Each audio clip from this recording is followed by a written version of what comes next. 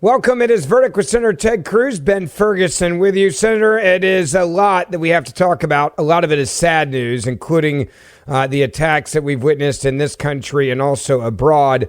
And it's going to be a show where we have to deal with some warnings that came a long time ago that people didn't pay attention to. Well, evil is in the world, and unfortunately this weekend it became abundantly clear for anyone who was watching. We saw the weekend start off with the horrific shooting at Brown University. Then shortly thereafter, we saw the mass shooting in Australia targeting the Jewish community there. And as you and I are recording this late Sunday night, the news just broke that Rob Reiner and his wife were both murdered, apparently by a family member. And so it really has been a difficult weekend, a weekend of horrific murder. We're going to break down and talk about all three of those, all of that in today's podcast. Yeah, it's good. It's a very interesting story there. And the question a lot of Americans are asking is, well, if there are consequences, when would we see those? We'll deal with that in a moment. I want to talk to you real quick about something you can give yourself this holiday season, and that is the celebration of knowing that you're working with a cell phone provider, a bill you're going to have every month. And the difference is when you switch to Patriot Mobile, I'm with Patriot Mobile. I've traveled literally all over the world to Israel, and my phone coverage was perfect. Now, I celebrate them every month because I know I'm fighting for what I believe in. And right now, for a limited time, Patriot Mobile is running the red, white, and blue deal. Your once-a-year chance to get a free smartphone just for switching to America's only Christian conservative wireless provider. You get a brand new phone absolutely free while supplies last. And for more than 12 years, Patriot Mobile has been defending faith, family, and freedom while giving the same or better premium coverage on all three major U.S. networks. You get unlimited data, mobile hotspots, international roaming. They do it all. And when you switch, you never sacrifice quality or service. But when you switch, what happens is something amazing. About 5% of your bill every single month goes back to support conservative causes, conservative groups and organizations that stand up for our First and our Second Amendment, that stand up for the sanctity of life, and our veterans and first responders. Switching is easy. You keep your number, keep your phone, and you can upgrade to that free smartphone today. So what are you waiting on? Call Patriot Mobile. They have a 100% U.S.-based team that can literally activate you in minutes.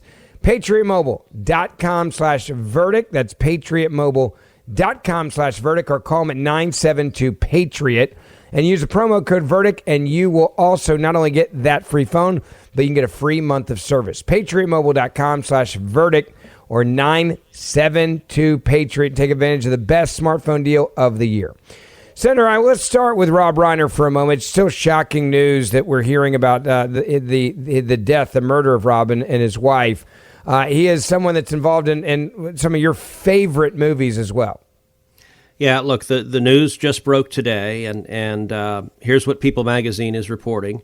Rob Reiner and his wife, Michelle Singer Reiner, were found dead in their Los Angeles home on Sunday, December 14th. Authorities responded to a medical aid call around 3:30 p.m., discovered their bodies. Multiple sources tell People that the killer was the couple's son, Nick Reiner. Nick previously spoke publicly about his long battle with drug addiction and periods of homelessness. And People magazine goes on to say Rob Reiner and his wife, Michelle Singer Reiner, were killed by their son, Nick, according to multiple sources who have spoken with family members. Police have not yet confirmed the account. On Sunday, the Los Angeles Fire Department was called to a home to provide medical aid. Upon arrival, they found a man, 78, and a woman, 68, dead. Police say Nick, 32, is alive and being questioned. No arrests have been made. And, you know, I have to say, this is sad on so many levels. Yeah. One, I'll just say, look, mental illness is real. And I don't know the medical condition of Rob Reiner's son, but I operate from an assumption that any time a son kills his parents, that you're dealing with significant mental illness. Yeah. And it is heartbreaking, the tragedy of a mother and father apparently allegedly killed by their son. The tragedy for the son's life, that for the rest of his life, he will live with that. I don't know if he had apparently struggled with addiction for a long time. I don't know if he was under the influence of drugs or dealing with significant mental illness, or both. But it's just sad. And I'll say, look, I didn't know Rob Reiner, but he was an amazingly talented man. He was a funny man. He was, he first broke onto the national scene as an actor, as Meathead.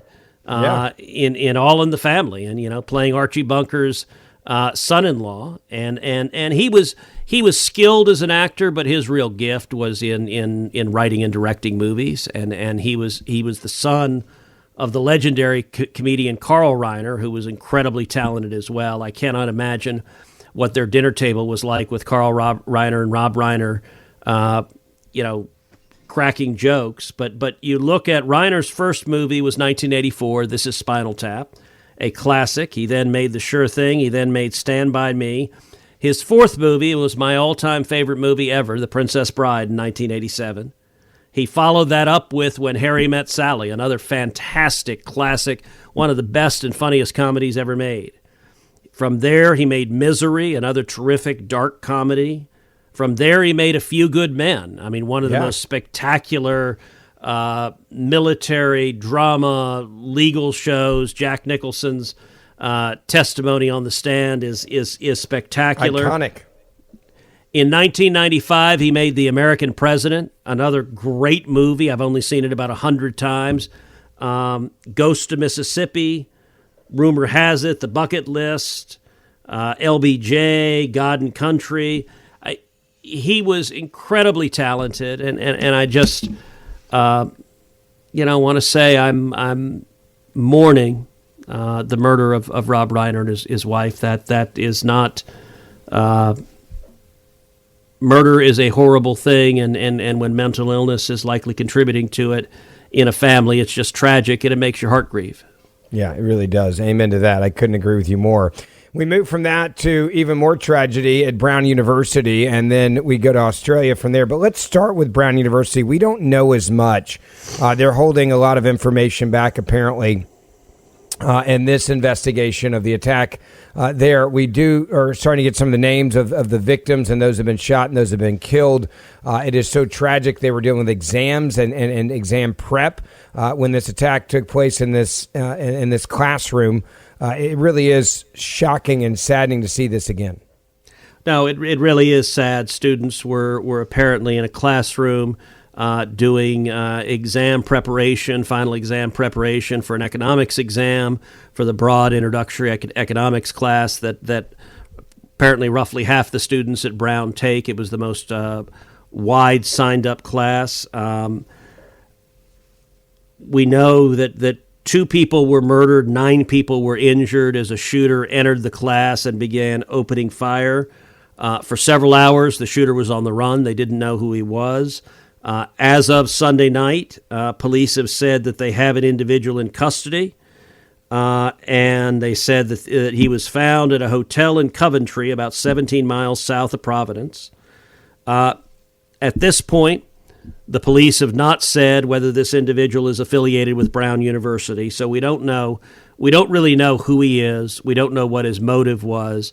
I assume that will come out in the hours and days to come. We'll understand why this lunatic wanted to commit a mass murder, but we don't know his motivation, and I want to be slow to speculate because it could be any of a lot of things. But the mayor has said 7 individuals remain in stable condition. 1 is critical but stable condition, and another's been discharged. So one of the people injured is out of the hospital. And I will say, it's just horrific. No one should go to school and fear for this sort of horror. We see far too many of these. We see school shootings. I've seen them in Texas. I've seen them at Santa Fe. I've seen them at Uvalde. Santa Fe is a high school that is maybe 45 minutes away from my house, and I was home the morning of the shooting, and so I was on the campus within about an hour of when the shooting occurred, and saw the tragedy, saw the horrific suffering. I was also on the ground in Sutherland Springs, the worst church shooting in our nation's history. We have far too many of these. Here, as I said, we don't know the motivation, and so more may become, we don't know if it is motivated by terrorism. We don't know if it is motivated by something specific to Brown. We don't know if it had a racial component or a component targeting any particular community. All of those we have seen in prior mass shootings. But I'm hopeful. It has been reported multiple times that the shooter yelled something in the classroom before he opened fire, but we don't have confirmation what he yelled. And so my assumption is that we will get information. We will get, hopefully, this individual's social media record. I don't know if he's written anything about what his motivation is, what his connection was, if any, to Brown University and to that classroom and to the people he fired upon. But it is just that there is far too much evil. There is far too much hate. And dealing with criminality and violent criminals, we need to do much, much more to deal with criminality. And I'll tell you, my prayers are with Rob Reiner's family and everyone grieving his loss.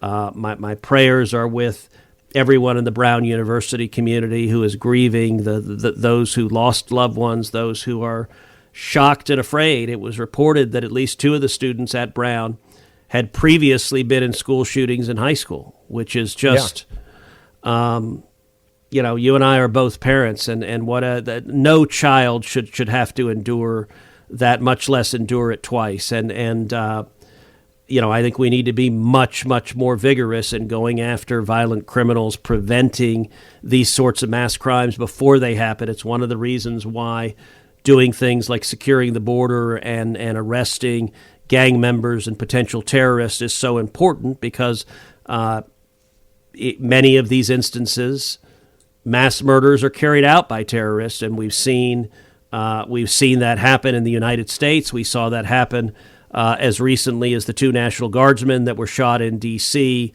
By the Afghan Islamic radical who'd been brought into this country under the Biden administration, and we saw it horrifically in Australia. And I will say what happened in Australia just takes the breath away. With Australia, we know significantly more. It is clear that in Australia this was targeting the Jewish community. At this point, 16 are dead, 40 are injured in the mass shooting on Bondi Beach. It appears, it's being reported, that the 2 gunmen were a father and son. Can you imagine the level of hate that a father and son, to say with your son, here's how I want to go out in the world? Because look, when you carry out a mass shooting like that, you're expecting to die. You're expecting this to be your last act on planet Earth. And the level of bilious hate, and this was targeting a Hanukkah celebration on Bondi Beach in Sydney, Australia. It was clearly targeting the Jewish community, and I think unquestionably motivated by anti-Semitism, by hate of Jews, hate of Israel. We will find out more, but I don't think any reasonable observer can doubt that at this point. And I got to say, the fact that it's a father and son, it really is an element of this story that I think just haunts you. And it reminds me of after October 7th, the Israeli government intercepted a lot of cell phone conversations, intercepted back and forth of terrorists.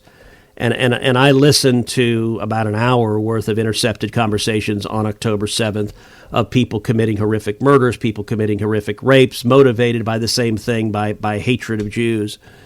And there's one exchange in particular on those intercepted calls that haunts me to this day.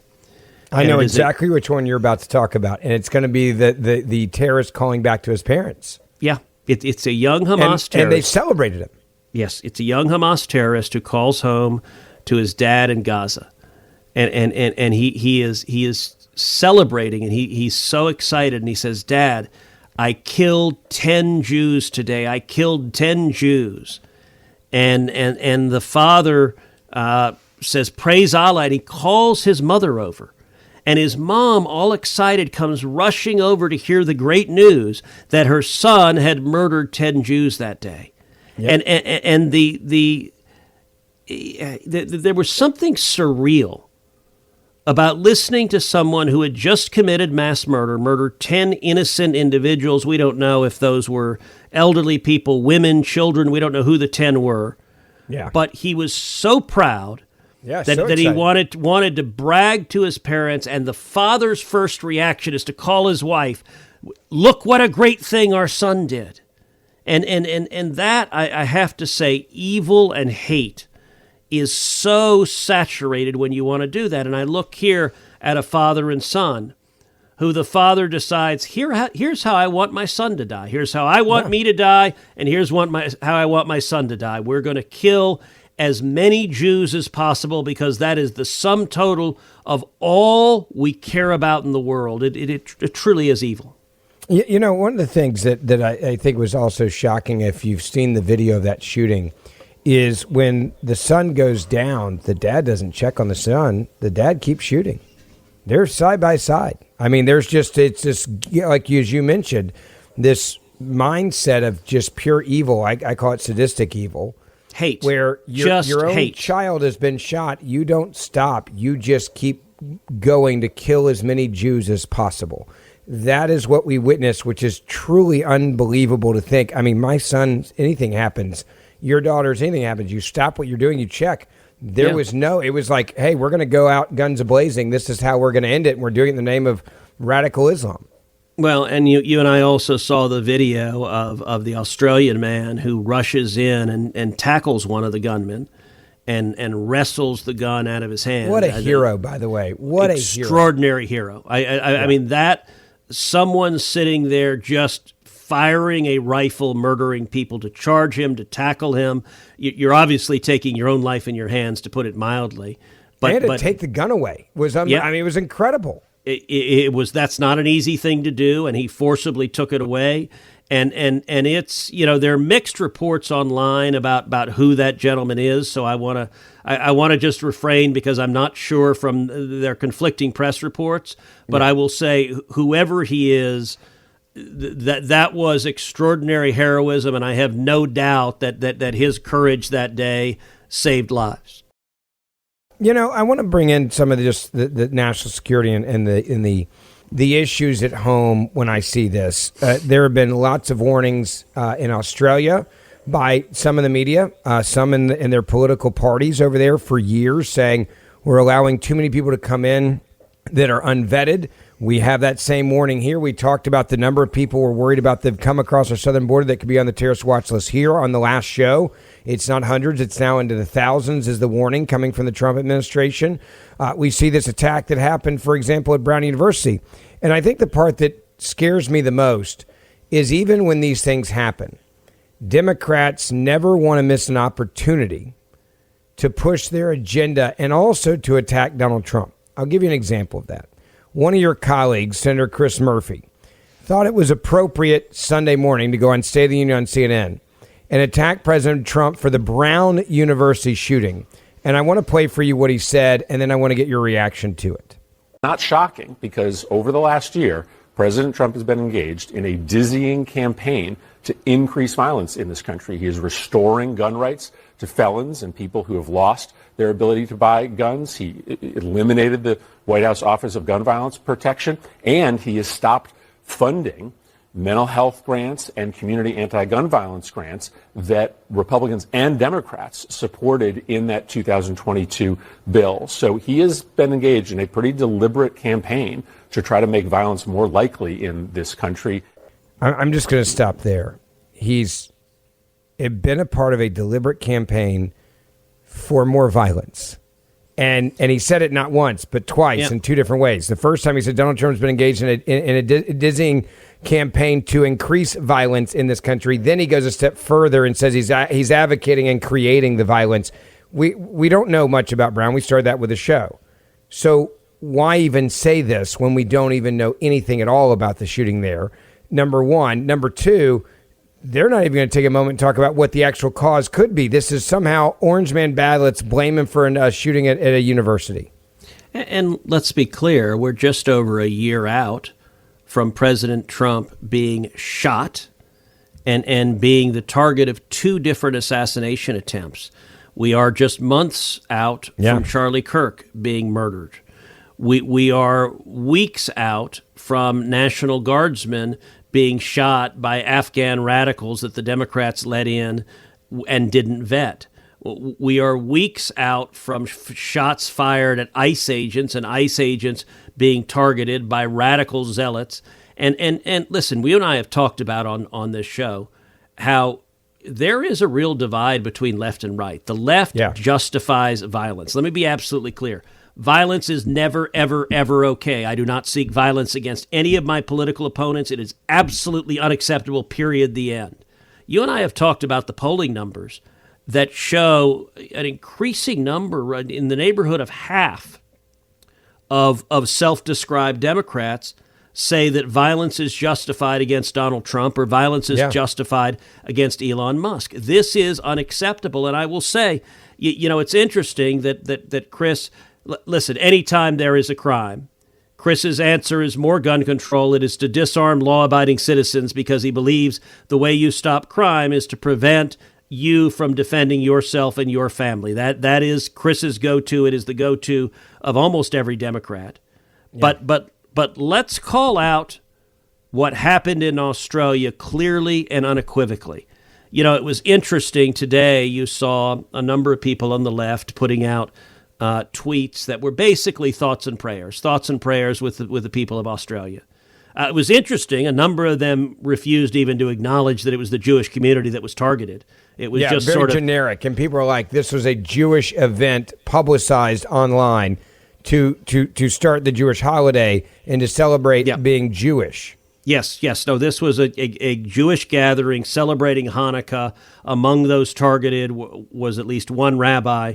But look, for those leftists who are putting out the phrase thoughts and prayers, I have a simple question. What do you think globalize the Intifada means? Yeah. Comrade Mandami has repeatedly chanted, globalize the Intifada. The Intifada is this. That is the Intifada being globalized. It is radical Islamists murdering Jews. If you chant globalize the Intifada, you are saying you want more of this. That is why it is so wrong, the left's embrace of Hamas and radical Islam. Refusal to call it out for what it is deliberately inciting more. And there's something Freudian about Democrats. You notice Chris Murphy said, well, Trump is encouraging more violence. Let's be clear. Trump is doing the exact opposite of that.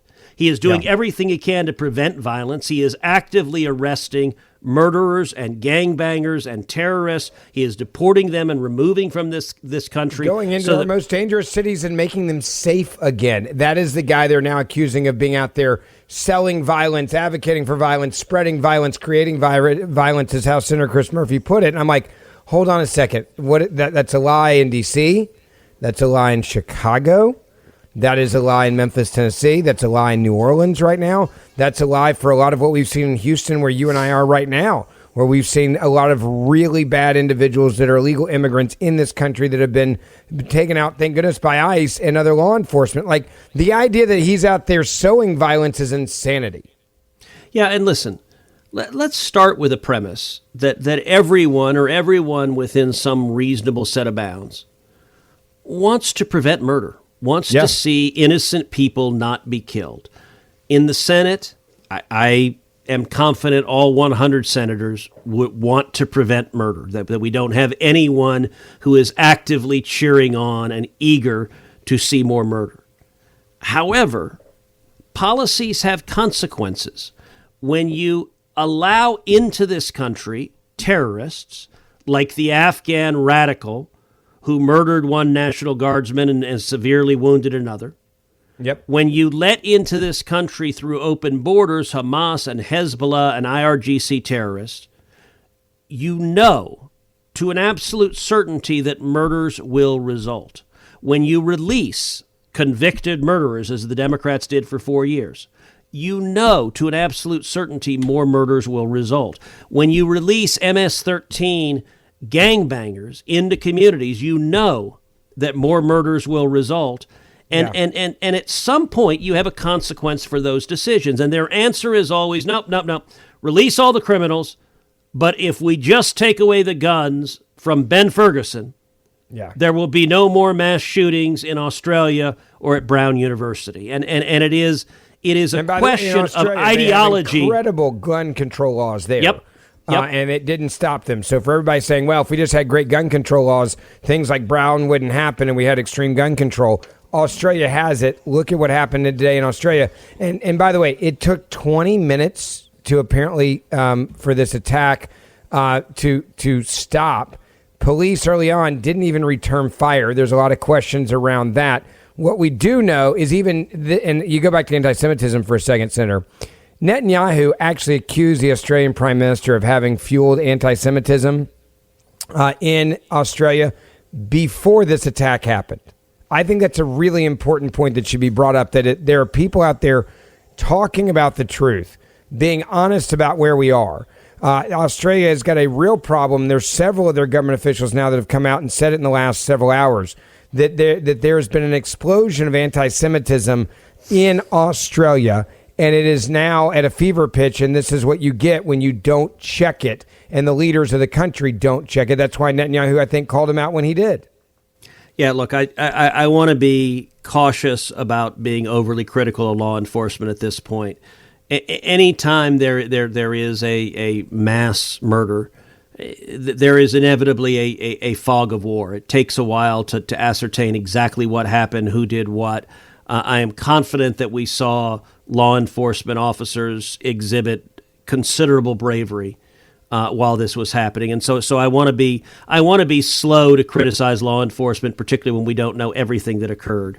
But what I think is indisputable is that when you have rhetoric calling for murder, you should not be surprised when murder results. And I want to play this clip from, this is a day after October 7th, when 1,200 Jews were murdered by Hamas in Israel. This is the protest in Sydney, Australia. Give a listen.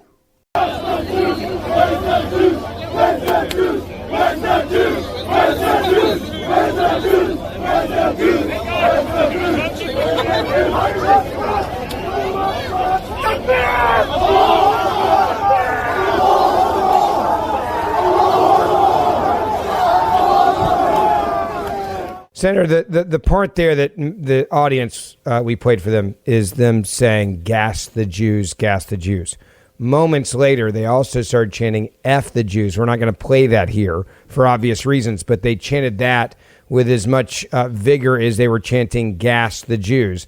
This, as you mentioned, right after the attacks on the worst attack since the Holocaust on Jews in Israel. Yeah, and they also chanted Allahu Akbar, which is what has been reported that the two mass murderers chanted on Bondi Beach. Gas the Jews is not some reasonable political dispute about whether a two-state solution is the right resolution between Israel and the Palestinians. It's not arguing for middle ground or compromise. It is arguing for another Holocaust. It is calling for Jews to be put in gas chambers and exterminated. This is a crowd the day after. This is October 8th. The day after 1,200 Jews are murdered by Hamas, they're chanting, they're waving Palestinian flags, and they are saying they want more Jews murdered. So let me say, every leftist, whether they are Zohran Mandami, or whether they are in the squad in the House of Representatives, or whether they are on a college campus in one of the many anti-Semitic protests chanting globalize the Intifada, this is what they're calling for. Gas the Jews, kill the Jews, and tragically this father-son duo carried out on that political agenda. And that agenda is evil. And by the way, if you were calling for gassing or killing anyone else, that would be evil as well. If you were saying as you and I have talked about at great length, in Nigeria, where they are killing Christians. And we have spoken out very clearly that killing Christians is wrong. By the way, they're also killing Muslims. You shouldn't be killing Muslims. Murder is wrong, period, the end. Everyone should agree on that. And there are unfortunately too many on the left who embrace an ideology where they don't admit to themselves they are calling for mass murder, but there is no other interpretation of that chant, "Gas the Jews" on the streets of Sydney the day after October 7th, and tragically we saw the consequences of that this weekend. I want to bring it back home for a second. I just want to get your thoughts. Last week we talked about how they believe there's 18,000 in this country that are on either terrorists or connected to terrorists, tied to terrorists on the watch list, or are part of sleeper cells. I see what happened in Australia. I see what happened, around the world with other attacks that we've seen recently. I am very concerned that we let in so many bad guys, that we didn't remember what happened on 9/11. We didn't vet people the way we were supposed to, all because of the political correctness of the radical left and the obsession with bringing in people and not seeing who they actually are or having real honest conversations. Yep. How concerned are you about the state of security in this country right now from things like we just witnessed? Yeah, look, I'm very concerned. I know I've talked in the last couple of days to a lot of friends of mine, a lot of Jewish friends of mine who are expressing fear if they go to synagogue, if they go to a Jewish day school, if they go to any gathering where there are multiple Jewish people gathered. They're afraid of violence. They're afraid of mass violence. I tell you, I'm also hearing my Christian friends, if they go to church, if they go to a Christmas celebration. I mean, I have a lot of friends right now that they carry now to every church event because they are that concerned over it. I carry, you know that, but I always carry, and it's weird. I actually pick a higher capacity magazine when I'm going to church because I am afraid of this type of scenario taking place. I want to make sure I have enough ammo to protect my family and everybody else there that's there to worship. That's the mindset we're in right now, and it's not a crazy one either, and that scares me. Yeah, look, it is an incredibly dangerous time. There are people who are radicals, who are evil. You know, when the Ayatollah says death to America, he means it. If he could kill the two of us, he would. Yep. If he could kill everyone listening to this podcast, he would. Hamas and Hezbollah, they celebrate. Iran refers to Israel as the little Satan, America as the great Satan. And understand these lunatics that are targeting Jews, they are targeting Americans. And this, the only way to deal with it is to be clear-eyed, to confront the threat head on, and to defeat it. It's why it was so important. The single most important foreign policy decision President Trump has made the second term was the decision to bomb Iran's nuclear weapons capability. Because amen to that. If the Ayatollah succeeded in building nuclear weapons, I don't want to find out the likelihood that he would use nuclear weapons, that instead of talking about 16 dead, we could be talking about hundreds or thousands or millions dead. And so the president carried out his responsibility as commander-in-chief to say, a theocratic lunatic who says he wants to murder us, we're not going to allow him to have weapons that would enable him to murder a vast number of Americans. That's the very essence of America First. It's the essence of a commander-in-chief fulfilling his responsibility. Yeah, it's a great point. Don't forget, we do the show Monday, Wednesday, Friday. Hit that subscribe or auto download button as well. We're going to keep you updated on all the news coming out of this shooting at the university. Pray for those involved. We'll also keep you updated on what we find out even more, I have a feeling, about what happened in Australia as well. So make sure you don't miss an episode by hitting subscribe or auto download. And if you like to watch the show, you can do that on YouTube. Most of the shows we do on video as well on YouTube, so you can watch on your laptop, on your phone, or on your TV at home as well. So grab Verdict with Ted Cruz there as well. And then Senator, I will see you back here on Wednesday morning.